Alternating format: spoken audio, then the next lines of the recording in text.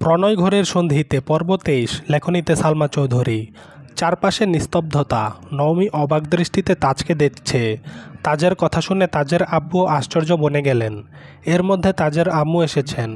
তাজকে এ অবস্থায় দেখে সত্বর এগিয়ে এলেন। নওমির কাছাকাছি এসে থমথমে কণ্ঠে বললেন, কিরে তাজ, কি হলো তোর? আম্মুর প্রশ্নে তাজের নড়চড় দেখা গেল না। তাজের আব্বু কপাল ভাঁজ করে ছেলেকে দেখতে লাগলেন। তাজ এলোমেলো শ্বাস ছেড়ে পুনরায় বলে, আব্বু প্লিজ তুমি আমাকে মাফ করে দাও। তাজের আব্বু তাজের চুলে হাত বুলিয়ে আস্তে করে বললেন, তোমার কি হয়েছে আব্বু? কিছু হয়নি, তুমি প্লিজ আমাকে মাফ করে দাও। তুমি তো কোনো ভুল করেননি, তাহলে মাপ চাচ্ছ কেন? আমি ভুল করেছি আব্বু, অনেক বড় ভুল করেছি, যেই ভুলের মাসুল আমি সারা জীবন দিয়েও শেষ করতে পারবো না। তাজের আব্বু আম্মু দুজনেই বিস্মিত। নওমির দৃষ্টিতে আতঙ্ক। কি হয়েছে না হয়েছে কিছুই বুঝতে পারছে না। তাজকে যে কিছু জিজ্ঞেস করবে সে সুযোগও নেই। তাজের আম্মু তাজের কাছে এগিয়ে গেলেন। তাজের হাতে মাথায় হাত বুলিয়ে ডাকতে লাগলেন, বাবা কি হয়েছে তোর? কি ভুল করেছিস তুই? বল আমাদের। মামা মামির চোখে মুখে দুশ্চিন্তার ছাপ দেখে নওমি ঝটপট বলল, মামা তুমি ভাইয়াকে মাফ করে দাও। তাজের আব্বু আর চোখে নওমির দিকে তাকিয়ে বললেন, তাজ করেছে কি এটাই তো বুঝতে পারছি না। ওর হয়ে তুইও মাপ চাচ্ছিস? সমস্যা কি? নওমি আমতা আমতা করে বলল, না মানে ছেলেটা এত করে মাফ চাচ্ছে তাই বললাম মাফ করে দাও। তোমার ছেলে কেন মাফ চাচ্ছে আমি কি করে বলবো? তাজের আব্বু তাজকে উদ্দেশ্য করে গুরুভার কণ্ঠে বললেন, হয়েছে হয়েছে, উঠো এখন। তাজ ফ্লোর থেকে উঠে আব্বুর পাশে সোফায় নওমির মুখোমুখি বসল। তাজের আব্বু পুনরায় বললেন, তোমার প্রতি কোনো অভিযোগ আমার নেই। আমার চোখে আমার ছেলে পৃথিবীর শ্রেষ্ঠ ছেলে। ভাগ্য করে তোমার মতো একজন ছেলে পেয়েছিলাম। আমার জীবনে অপ্রাপ্তি বলতে এখন আর কিছুই নেই। জীবনের সেরা প্রাপ্তি তোমার মায়ের মতো একজন মানুষ পাওয়া, যে বিপদে আপদে সবসময় আমাকে সাপোর্ট করেছে।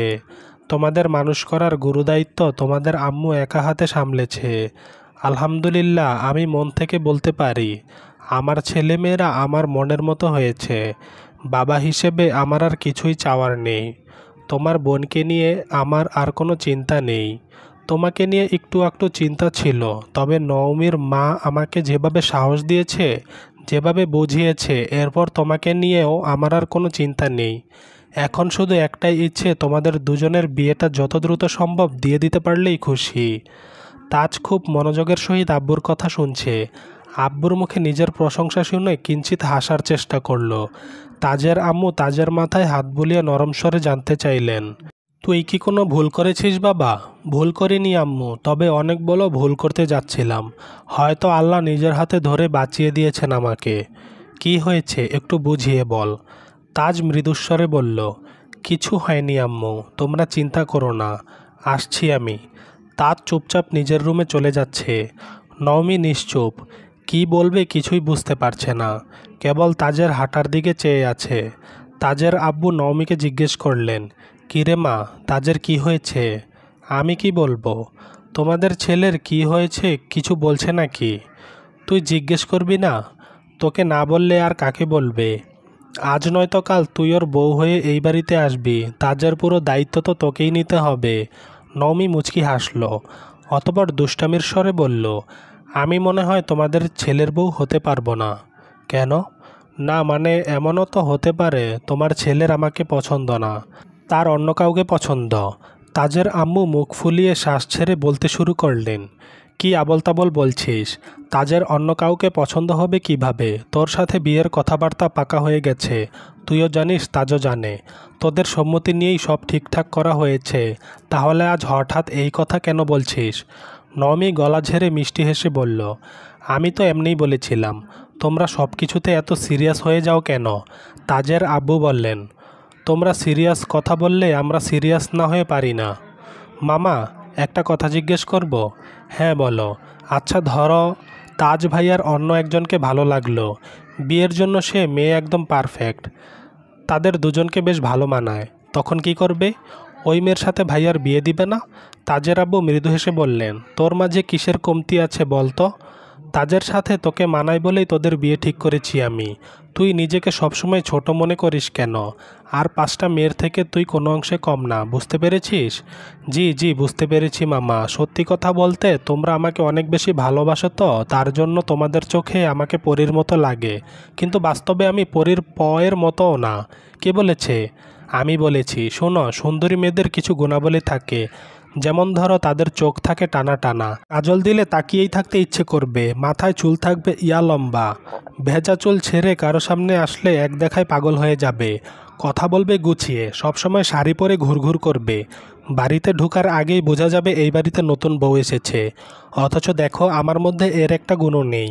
আমার চুল কাঁধ থেকে নামতেই চায় না, চুলের আগায় ইট বেঁধে রাখলেও লম্বা হবে বলে মনে হয় না। আমার চোখ দেখো, সুন্দরের কোনো কাতারেই পড়ে না। গুছিয়ে কথা বলা তো আমার কাছে বিলাসিতা, আর শাড়ি পরে ঘুরঘুর করা, হা হা হা। 1 ঘন্টায় 7 বার উষ্টা খাবো, পরের ঘন্টায় হাসপাতালে থাকতে হবে। এখন তোমরাই বলো, আমি কি ভুল কিছু বললাম? তাজের আব্বু চোখ সরু করে নওমিকে দেখছেন। মেয়েটা সত্যিই অগোছালো, কথা বলার সময় ভেবে কথা বলা তার স্বভাবেই পড়ে না।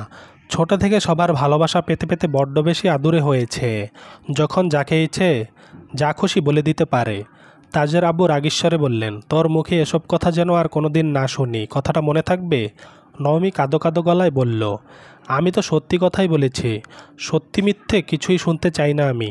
তুই আমার ছেলের বউ হবি মানে তুইই হবি। আমি তোকে কোনোদিন কারো সাথে তুলনা করিনি, আর করতেও চাই না। আমার ছেলের বউয়ের ব্যাপারে কে কী বলবে সেটা আমি দেখব। নওমি কথা ঘোরানোর জন্য দাঁত কেলিয়ে হেসে বলল, কারো বলতে হবে না, তোমার ছেলেই দিনে 10 বার করে বলে। ঠিক আছে, তাজকেও শাসন করব আমি। তাহলে ঠিক আছে, যাই দেখে আসি ভাইয়া কি করছে। শুভ্র আজ বেগুনি রঙের পাঞ্জাবি পরেছে, শুভ্রর সাথে রং মিলিয়ে মিশুও আজ বেগুনি রঙের শাড়ি পরেছে। সেই দুপুর থেকে শুভ্রর সাথে ছবি তোলার জন্য পিছন পিছন ঘুরছে, কিন্তু শুভ্র বারবার এড়িয়ে যাচ্ছে।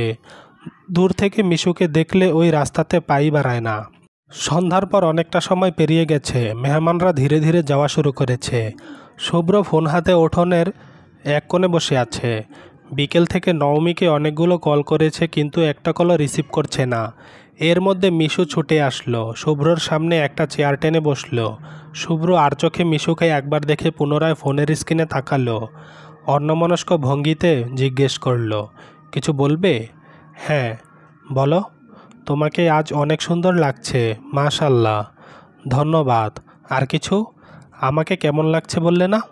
শুভ্র ধীরকণ্ঠে বলল, খেয়াল করিনি। এখন করো। শুভ্র ভ্রুকুচকে প্রশ্ন করল, কি করব? খেয়াল করো।